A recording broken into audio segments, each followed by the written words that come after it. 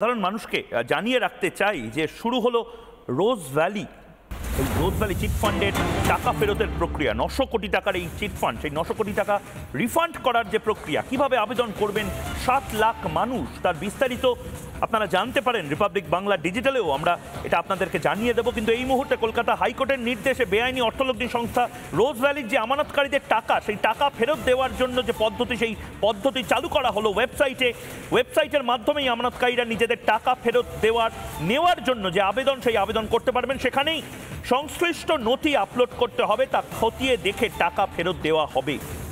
শুরু হয়ে গেল রোজ ভ্যালি চিটফান্ডের যে টাকা ফেরত দেওয়ার প্রক্রিয়া, সেই প্রক্রিয়া এই মুহূর্তে জগন্নাথ, এই যে প্রক্রিয়াগুলো এগুলো কিন্তু চলছে। মানে একটা শ্রেণী তারা লুটেপুটে এলোমেলো করে দিয়ে লুটেপুটে খাওয়ার একটা গ্যারান্টি দেওয়ার একটা স্কিম চালু করছে। আরেকটা শ্রেণী, আপনারা যেটা বলছেন প্রধানমন্ত্রী নরেন্দ্র মোদী এই না খাউঙ্গা না খানে দুঙ্গার পাশাপাশি লুট করলে সেই টাকা ফেরত দেওয়ারও একটা গ্যারান্টি দিচ্ছেন। এটা তো একটা অসম লড়াই। দেখুন, এই এনবিএফসির যে টাকা, অর্থাৎ চিটফান্ড আমরা যেটা সহজ বাংলায় বলি, তাদের টাকা ফেরানো আদালতের মাধ্যমে তার একটা ব্যবস্থা বরাবরই আছে, আইনে তার প্রভিশনও আছে।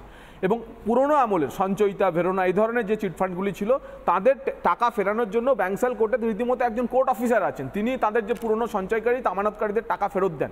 একইভাবে সারদা থেকে শুরু করে, সারদাতে আপনারা জানেন যে শ্যামল সেন, বিচারপতি শ্যামল সেন কমিশনের সামনে 17.5 লক্ষ 18 লক্ষ আমানতকারী তাদের আবেদনপত্র জমা দিয়েছিলেন। রোজ ভ্যালির ক্ষেত্রে আবেদনপত্র জমা নেওয়া হয়েছে। এখন সেই আবেদনপত্রগুলি ভেরিফাই করে যে টাকা গচ্ছিত হয়েছে, এবং সম্ভবত বিচারপতি তালুকদার কমিটি যেটা দেখছেন, সম্ভবত যদি বিচারপতির নাম আমি না ভুল করি, বা যে বিচারপতি দেখছেন যার আন্ডারে যে কমিশন তৈরি হয়েছে রাজ্য সরকারের ডিভিশন বেঞ্চে, না যে কমিশন আর কি এগুলো তদারক করছেন, সেই কমিশনের আন্ডারে মামলাগুলো এগুলো ফিরবে। কিন্তু এই যে 3000 কোটি, আমার ধারণা এই 3000 কোটি ওই চিটফান্ডের গচ্ছিত টাকার থেকে অন্য, অর্থাৎ দুর্নীতিগ্রস্ত নেতা, সেটা কথাই হচ্ছে চোর তৃণমূল নেতাদের থেকে উদ্ধার হওয়া যে টাকা, সেই টাকা ফেরত আপনার কাছে আসবো। কিন্তু এই মুহূর্তে রাজবধূ অমৃতা রায়, কৃষ্ণনগরের রাজবধূ, এই মুহূর্তে আমাদের সঙ্গে উপস্থিত আছেন।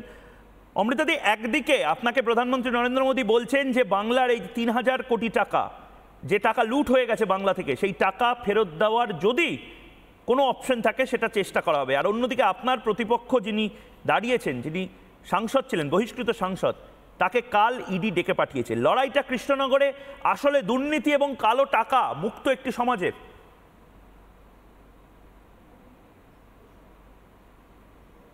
একদমই তাই, কারণ উনি পরিষ্কার বললেন আমাকে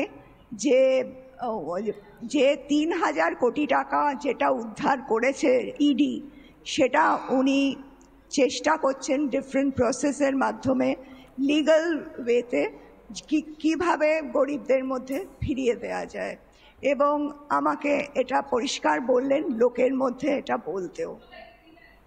মানে আপনাকে একদম নির্দিষ্টভাবে বলা হলো যে লোকের মধ্যে এটা বলতে, যে গরিব মানুষের টাকা ফিরিয়ে দেওয়ার জন্য বিজেপি জান প্রাণ দিয়ে লড়াইটা করবে। টাকাটা একেবারে খুবই আগ্রহী এবং বিভিন্ন পথ ভাবা হচ্ছে। মহুয়া মৈত্রকে নিয়ে কি বলবেন? আপনার প্রতিপক্ষ মহুয়া মৈত্র, যিনি এই মুহূর্তে, আপনি কি আমি শুনতে পাচ্ছি দিদি, মহুয়া মৈত্রকে নিয়ে কি বলবেন? হ্যাঁ, আচ্ছা, কথা হচ্ছে মানে আপনি আমাকে বলছেন তো? হ্যাঁ দিদি বলুন। হ্যাঁ, আপনার প্রতিপক্ষ মহুয়া মৈত্রকে কালকেও এনফোর্সমেন্ট ডিরেক্টরেট ডেকে পাঠিয়েছে। মহুয়া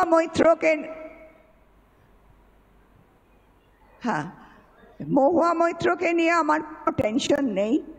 ও যা করেছে সেটা ওর ব্যাপার, আমার কাজ দুর্নীতিকে দূর করা, নির্মূল করা। সাধারণ মানুষকে জানিয়ে রাখতে চাই যে শুরু হলো রোজ ভ্যালি চিটফান্ডের টাকা ফেরতের প্রক্রিয়া। 900 কোটি টাকার এই চিটফান্ড, সেই 900 কোটি টাকা রিফান্ড করার যে প্রক্রিয়া, কিভাবে আবেদন করবেন 7 লাখ মানুষ, তার বিস্তারিত আপনারা জানতে পারেন রিপাবলিক বাংলা ডিজিটালেও আমরা এটা আপনাদেরকে জানিয়ে দেবো। কিন্তু এই মুহূর্তে কলকাতা হাইকোর্টের নির্দেশে বেআইনি অর্থলগ্নি সংস্থা রোজ ভ্যালির যে আমানতকারীদের টাকা, সেই টাকা ফেরত দেওয়ার জন্য যে পদ্ধতি, সেই পদ্ধতি চালু করা হলো ওয়েবসাইটের মাধ্যমেই আমানতকারীরা নিজেদের টাকা ফেরত নেওয়ার জন্য যে আবেদন, সেই আবেদন করতে পারবেন। সেখানেই সংশ্লিষ্ট নথি আপলোড করতে হবে, তা খতিয়ে দেখে টাকা ফেরত দেওয়া হবে।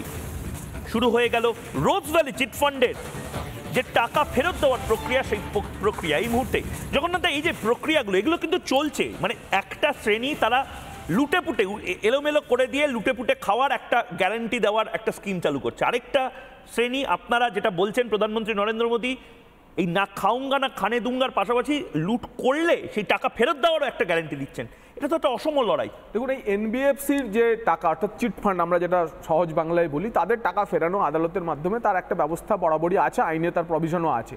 এবং পুরনো আমলের সঞ্চয়িতা, ভেরোনা এই ধরনের যে চিট ফান্ডগুলি ছিল, তাদের টাকা ফেরানোর জন্য ব্যাংসাল কোর্টে রীতিমতো একজন কোর্ট অফিসার আছেন, তিনি তাদের যে পুরনো সঞ্চয়কারী আমানতকারীদের টাকা ফেরত দেন। একইভাবে সারদা থেকে শুরু করে, সারদাতে আপনারা জানেন যে শ্যামল সেন, বিচারপতি শ্যামল সেন কমিশনের সামনে 17.5 লক্ষ 18 লক্ষ আমানতকারী তাদের আবেদনপত্র জমা দিয়েছিলেন। রোজ ভ্যালির ক্ষেত্রে আবেদনপত্র জমা নেওয়া হয়েছে। এখন সেই আবেদনপত্রগুলি ভেরিফাই করে যে টাকা গচ্ছিত হয়েছে, এবং সম্ভবত বিচারপতি তালুকদার কমিটি যেগুলো যেটা দেখছেন, সম্ভবত যদি বিচারপতির নাম আমি না ভুল করি, বা যে বিচারপতি দেখছেন যার আন্ডারে যে কমিশন তৈরি হয়েছে রাজ্য সরকার ডিভিশন বেঞ্চে, না যে কমিশন আর কি এগুলো তদারক করছেন, সেই কমিশনের আন্ডারে মামলাগুলো এগুলো ফিরবে। কিন্তু এই যে 3000 কোটি, আমার ধারণা এই 3000 কোটি ওই চিট ফান্ডের গচ্ছিত টাকার থেকে অন্য, অর্থাৎ দুর্নীতিগ্রস্ত নেতা, সেটা কথাই হচ্ছে চোর তৃণমূল নেতাদের থেকে উদ্ধার হওয়া যে টাকা, সেই টাকা ফেরত। আপনার কাছে আসবো, কিন্তু এই মুহূর্তে রাজবধূ অমৃতা রায়, কৃষ্ণনগরের রাজবধূ, এই মুহূর্তে আমাদের সঙ্গে উপস্থিত আছেন। অমৃতাদি, একদিকে আপনাকে প্রধানমন্ত্রী নরেন্দ্র মোদী বলছেন যে বাংলার এই 3000 কোটি টাকা, যে টাকা লুট হয়ে গেছে বাংলা থেকে, সেই টাকা ফেরত দেওয়ার যদি কোনো অপশন থাকে সেটা চেষ্টা করা হবে। আর অন্যদিকে আপনার প্রতিপক্ষ যিনি দাঁড়িয়েছেন, যিনি সাংসদ ছিলেন, বহিষ্কৃত সাংসদ, তাকে কাল ইডি ডেকে পাঠিয়েছে। লড়াইটা কৃষ্ণনগরে আসলে দুর্নীতি এবং কালো টাকা মুক্ত একটি সমাজের।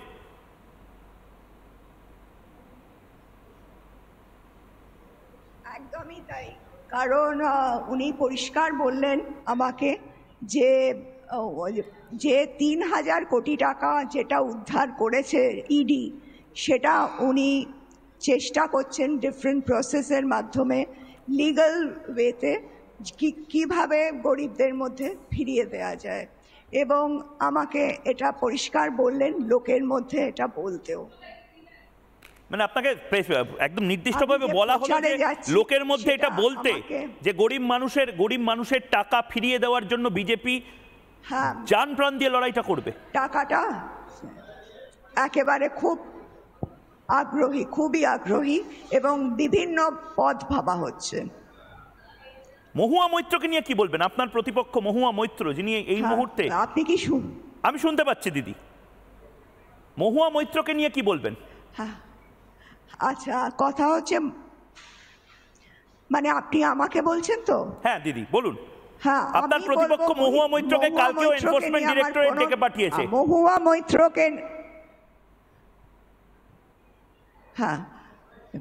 মৈত্রকে নিয়ে আমার কোনো টেনশন নেই। ও যা করেছে সেটা ওর ব্যাপার। আমার কাজ দুর্নীতিকে দূর করা, নির্মূল করা।